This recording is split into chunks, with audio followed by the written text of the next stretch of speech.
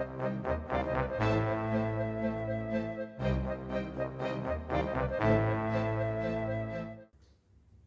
मंत्री सीएम नीतीश कुमार के पैर छूकर आशीर्वाद ले रहे हैं। नमस्कार, कशिश न्यूज में आपका स्वागत है। मैं हूं अनुराग।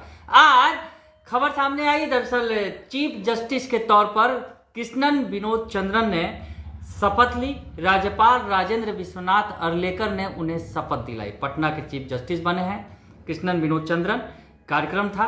कार्यक्रम में तमाम लोग पहुंचे थे। सीएम नीतीश कुमार और उनके कैबिनेट के मंत्री भी पहुंचे थे और विधानसभा अध्यक्ष, विधान परिषद के सभापति, ये तमाम लोग पहुंचे हुए थे। और कार्यक्रम के बाद एक अजीबोगरीब वाकया देखने को मिला। जी हाँ, अजीबोगरीब इसलिए कह रहे हैं क्योंकि नीतीश कुमार के सरकार के शिक्षा मंत्री प्रोफेसर चंद्रशेखर ने सीएम नीतीश कुमार के पांव छुए और उनका आशीर्वाद लिया। जी हाँ, अजीबोगरीब इसलिए क्योंकि प्रोफेसर चंद्रशेखर आरजेडी कोटे से आते हैं और नीतीश कुमार जेडीयू के हैं।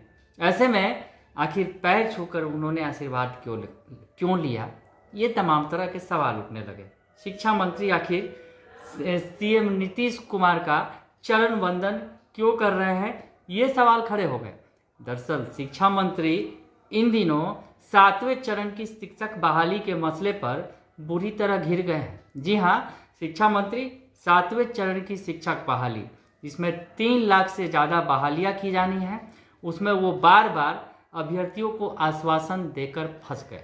दरअसल पिछले दिनों जिस तरह से शिक्षा मंत्री ने ट्वीट किया था और ट्वीट करने के उन्होंने कहा था अभ्यर्थियों से, खासकर को जो बीटेड, सीटेड और एस्टेड के जो अभ्यर्थी हैं उन्होंने आश्वासन दिया था कि उन्होंने 7वें चरण की शिक्षक बहाली के पहले जो नई नियुक्ति नियमावली आने वाली है उस पर सिग्नेचर कर दिया है, बस कैबिनेट की मुहर लगनी बाकी है। ऐसी बात शिक्षा मंत्री ने खुद कही थी और ट्वीट भी किया था। तो ऐसे में मामला छोटा मोटा नहीं था। 3 लाख बहालियाँ होनी हैं। समझा जा सकता है कि लाखों की संख्या में अभ्यर्थी हैं और अभ्यर्थियों का दिल टूट गया। अभ्यर्थियों को जब कैबिनेट का इंतजार था, कैबिनेट की बैठक हुई लेकिन मुहर लग नहीं सकी। तो ऐसे में अभ्यर्थी और भी ज़्यादा भड़क गए और शिक्षा मंत्री पर तरह तरह के कमेंट किए जाने लगे। तो ऐसे में शिक्षा मंत्री को सुना दिया नीतीश कुमार ने। जी हाँ, पिछले दिनों सीएम नीतीश कुमार ने शिक्षा मंत्री को साफ साफ सुना दिया और कहा कि कैबिनेट की बातें कैबिनेट में रखी जाती हैं, सार्वजनिक नहीं की जाती हैं। और ये बातें सार्वजनिक तौर पर सीएम नीतीश कुमार ने शिक्षा मंत्री प्रोफेसर चंद्रशेखर को सुना दिया।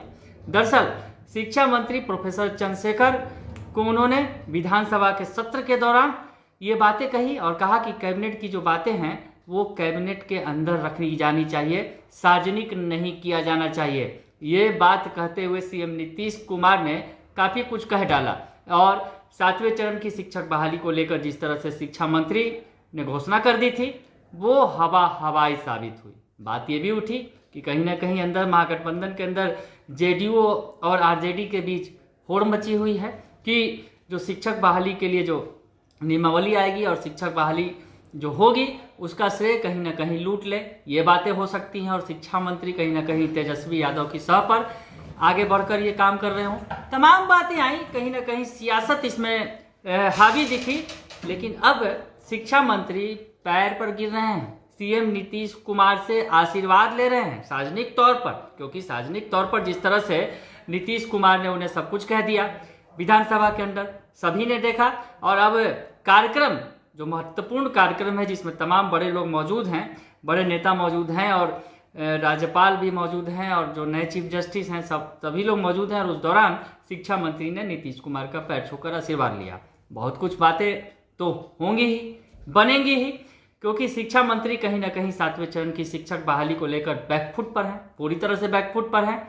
उस कैबिनेट की बैठक के बाद कई सारी कैबिनेट की बैठक बीत गए, लेकिन शिक्षा मंत्री कैबिनेट की बैठक में 7वें चरण के शिक्षक बहाली को लेकर जो नई नियुक्ति नियमावली लाई जानी है उसे पेश नहीं कर सके, नहीं करवा सके।